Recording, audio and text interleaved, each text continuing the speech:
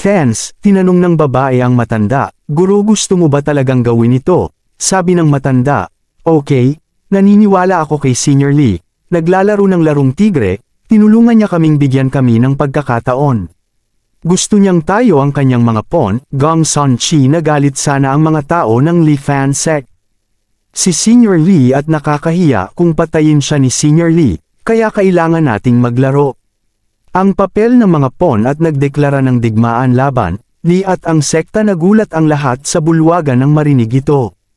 Hindi sila makapaniwala, ang narinig nila, nagdeklara ng digmaan, yun din sa sekta ni Lian. Kinabukasan, isang lumilipad na barko ang dumaan sa Lawo sect at mula sa loob nito, isang magandang babae ang lumabas, at ang babaeng ito ay Wu Linger, ang ikatlong prinsesa ng apoy ng kaharian. At sinasabi ng lingkod ni Linger, narito ang ikatlong prinsesa ng apoy ng kaharian. Prinsesa, ang sekta ng Lawo ay isang mahinang puwersa lamang ng buwan. Kailangan bang pumunta dito ng personal?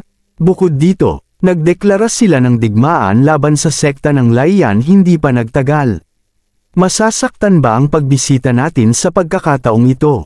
At nagtataka si Linger, bali-balitang bumalik ang santo ng Lawo sect mula sa Wonderland, na may pinakamataas na kayamanan. Ngayon sila ay may lakas ng loob na magdeklara ng digmaan sa sekta ng Lian, kaya tiyak na nakakuha sila ng ilang lihim. Mga diskarte mula sa ilang mga masters. At sinabi sa kanila ni Linger, narito si Wu Ling mula sa apoy ng kaharian upang bisitahin ang sekta ng Lawo. At sinabi ng matanda, "Maligayang pagdating, prinsesa, maaari bang sabihin sa amin ang ikatlong prinsesa kung para saan ka nandito?" At sabi ni Linger, "Mga matatanda, dapat alam ninyo ito. Kamakailan, nagkaroon ng beast tide sa Mount Kangli. Maraming tao ang labis na nagdusa mula rito. At ang bagay na ito ay nauugnay sa pagsamba ng sekta ng Lian sa masasamang Diyos. At pagsasabuhay ng pangkukulam. At ang sabi ng matanda, ito ay totoo. I wonder kung ano ang gustong gawin ng prinsesa sa sekta namin." At iniisip ng matanda, "Salamat kay Senior Lee, nakaligtas ako sa pangkukulam na iyon." At sabi ni Linger, ang Lian sect ay nangingibabaw sa loob ng maraming araw. Ang sekta ng Lawo ay nang-ahas na magdeklara ng digmaan dito sa sandaling ito, kaya sa tingin ko kailangan mong humingi ng tulong mula sa ilang mga masters. Guro, maaari mo ba kaming ipakilala upang makilala sila at iligtas ang mga tao ng aking kaharian? Nang marinig ang kanyang mga salita, ang matanda ay nag-iisip, maaaring ang aking deklarasyon ng digmaan laban sa sekta ng Lian ay hinulaan din ng Senior Lee, para lamang hilingin sa akin na dalhin ang prinsesa upang magbayad, bisita. Anong sopistikadong laro? At sinabi ng matanda na magtagal, "Siyempre, dapat gawin ng sekta ng Lawo ang bahagi nito para sa mga karaniwang tao. Hihilingin ko kay Saintess Mu Chenning na dalhin ka doon para makilala ang master." At nagtagal ay naging masaya pagkatapos makinig sa mga salita ng matanda. At magsabi ng salamat, "Master." Pagkatapos nito, sinasabi ni Linger sa babae, "Oh, ngayon alam ko na, nga pala, Chenning, gawin mo. Alam mo kung ano ang gustong kainin ng Senior Lee. Hindi ba't kawalang galang na dalawin siya ng walang dala? Dapat ba akong magdala ng ilang ani ng apoy sa kaharian?" At sinabi ng babae na magtagal, "Hindi na ito kailangan. Sister Linga, dahan-dahan lang." At pagkatapos ay dumating ang isa pang lumilipad na barko sa lugar na iyon. At pagkakita sa lumilipad na barkong iyon, lahat ng mga sundalo ay nagsabi, Ito ang pangalawang prinsesa. Nandito ba siya para manggulo na naman ng prinsesa natin?" At nariyan ang babaeng ito, ang pangalawang prinsesa ng apoy ng kaharian, si Wu Shenfei at ang babae. Sabi, "Wu Linga, iabot agad sa akin ang ruby ring." Ngunit tinanong ni Linger ang babae, pangalawang kapatid na babae, "Bakit ka nandito? Ano ang gusto mong singsing na ruby?" Pero sabi ng babae, "Stop being inosente.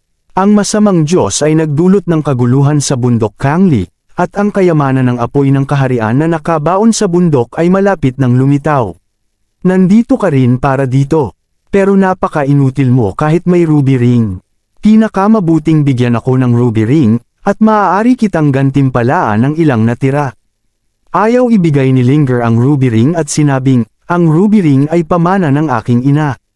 Hindi mo ito maaalis. At sabi ng subordinate ng babae, humiram lang ako ng ruby ring for a short while, at tiyak na gagawin ko, ibalik ito pagkatapos. Ayokong masaktan ka, kaya sana maibigay ito ng ikatlong prinsesa. At nagulat si Linger nang makita ang babaeng iyon at sinabing, ikaw ang santo ng Longshan sect. At ang babaeng ito ay, ang santo ng Longshan sect, Long Ziyin. At ang babae ay lumapit sa harap ng nagtatagal at sinabing, Longshan sect, ano ngayon? Kung ayaw ni Ate Ling, ninanakawan mo ba siya? At nang makita itong si Shenfei ay nagsabi, gaano ka kalakas loob na manindigan para sa iba? At pagkatapos ay inatake ng isang matandang lalaki ang babae, nakita kung saan nagulat ang babae. Ngunit nagtagal ay dumating sa harap ng babae, at ang pag-atake na yun ay tumama, sa loob, ang mga mata, at ang dugo ay nagsimulang lumabas sa mga mata ng nagtatagal, at pagkakita nito ay sinabi ng mga sundalo, na iyan ay ethereal grade. Ang gwardya lang na nagpoprotekta sa Saintes ay maaaring maging ganoon kalakas. At sa tingin ng babae, isang guard ng ethereal grade, natatakot ako na mahirap kahit na magtulungan ang dalawang master ng Luo sect, para pigilan ito, at sinabi ni Linger kay Shenfei, pangalawang kapatid na babae, ikaw ang nag-iisang kapatid ko. Bakit kailangan mong pahirapan ako palagi?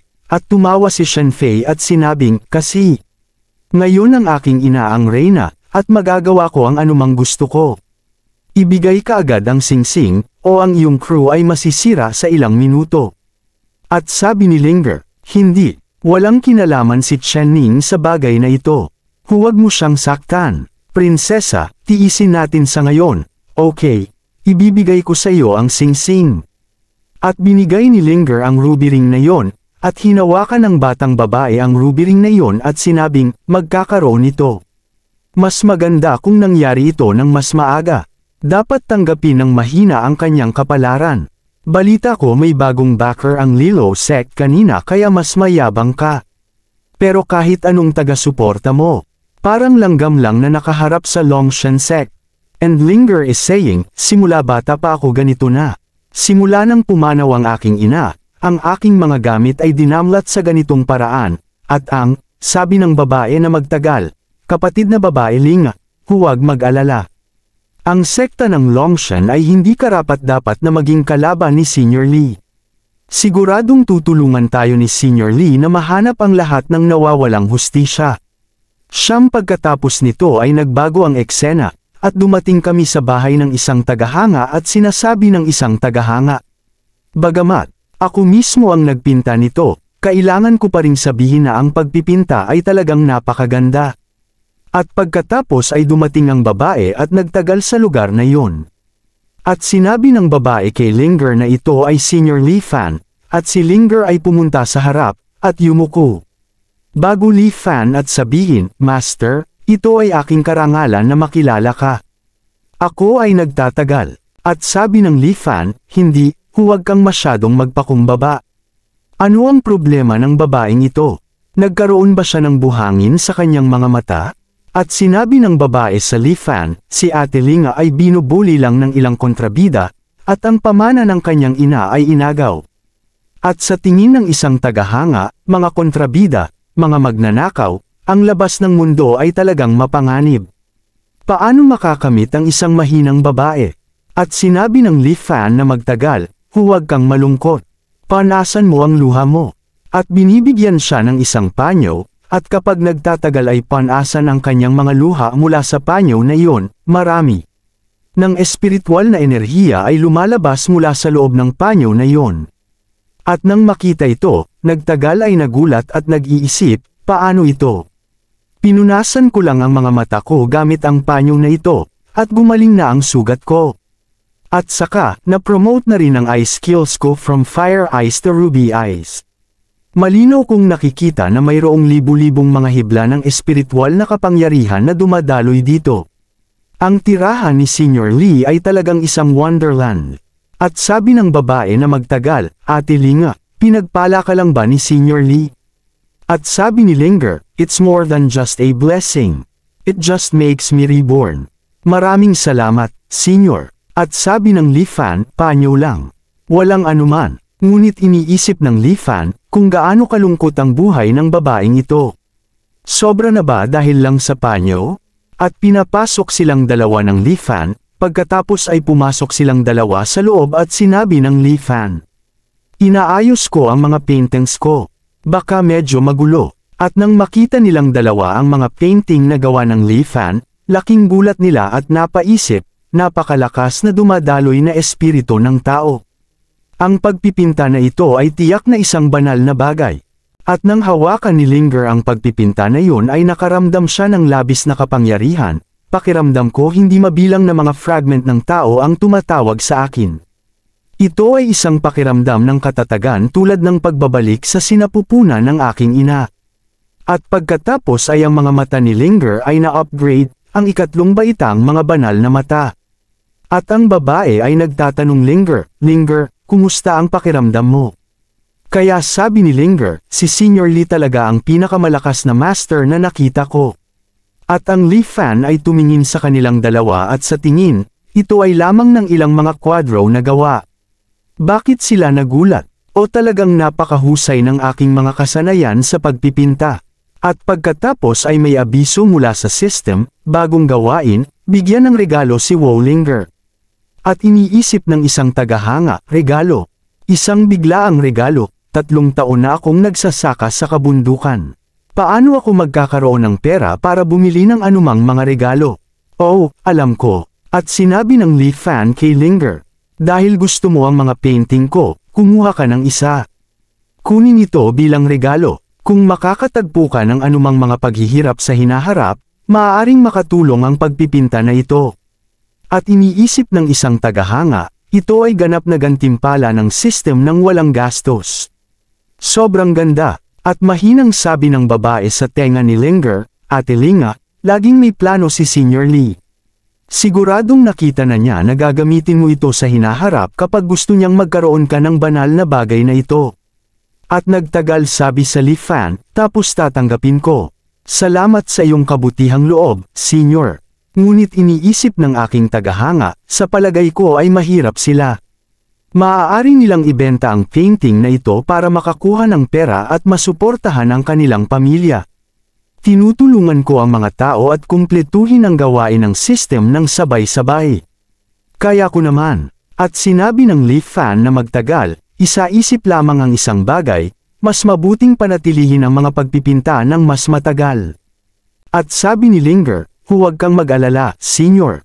Naiintindihan ko naman." At sabi ng isang fan, "Ituloy lang ang bargain kapag ibinenta mo ito para isara ang deal sa mas mataas presyo." At sabi ni Linger, "Pinaalalahanan ako ng Senyor na dapat ipakita lang ang painting na ito sa kritikal na sandali, para hindi masyadong bongga." At tinanong ni Linger Li Fan, "Senyor, ipinagkatiwala mo sa akin ang isang mahalagang pagpipinta. Curious ako kung ano ang susunod mong hiling." Kaya sabi ng Li Fan, "Hindi mo ba sinabi na ang pamana ng iyong ina ay kinuha? Kung maaari, mas mabuting bawiin." Iniisip ni Li Fan, "Hindi ko alam kung sapat na ang pera para sa isang pagpipinta para tabyusin ang legacy na iyon. Siguro dapat ko pa siyang bigyan?" At mahinang sabi ni Linger sa babae, "Ibalik ang ninakaw. Ibig bang sabihin ng Senyor?" At sabi ng babae, "Dapat tayong magdeklara ng digmaan Longshan Sek."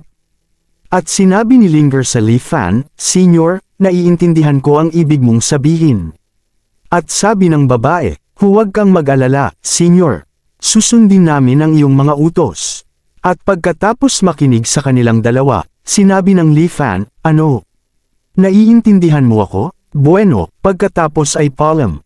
10 pagkatapos nito, ang babae at nagtagal ay umalis sakay ng lumilipad na barko, at ang babae ay nagtatanong ng magtagal, "Baka gusto ni Senyor Li na diretso tayo sa Longshan Sek." At sabi ni Linger, "Ngunit mas nag-aalala ako tungkol sa mga tao ng apoy ng kaharian." At pagkatapos ay nagsimulang gumalaw ang lumilipad na barko. At kapag nagtagal at ang babae ay tumingin sa unahan, maraming lumilipad na barko sa harapan, at pagkakita nito ay sinabi ng babae, "Bakit napakaraming? Mga magsasaka na patungo sa bundok Kangli. At sabi ni Linger, baka may beast tide na naman sa Mount Kangli. Kailangan kong pumunta at tingnan. Hindi ko na sila hahayaang salakayin ang mga tao ng apoy ng kaharian. Pagkatapos nito, bumaba ang lahat ng lumilipad na barko, at maraming magsasaka sa lugar na iyon, at kapag tumingin ang babae sa unahan ay nabigla siya at sinabi, bakit ang mga bundok makaranas ng ganitong makabuluhang pagbagsak? Ayon sa alamat, ang Supreme Master of Kingdom Fire ay pumanaw sa Kangli Mountain. Kung tungkol sa paggalaw ng mga kabundukan, tila ito ay tanda ng pagpapakita ng pinakamataas na kayamanan. Kung ang mga mangangaso ng kayamanan ay pumasok sa mapanganib na lugar ng kamanghaan o makatagpo ng mga away at pagnanakaw, dapat nilang panagutin ang kanilang sariling mga gawa. Longshan Sect, Xianyin Pavilion, at ang maharlikang pamilya ng kaharian hangin, ito pala. Ang mga taong ito ay narito para sa pinakamataas na kayamanan.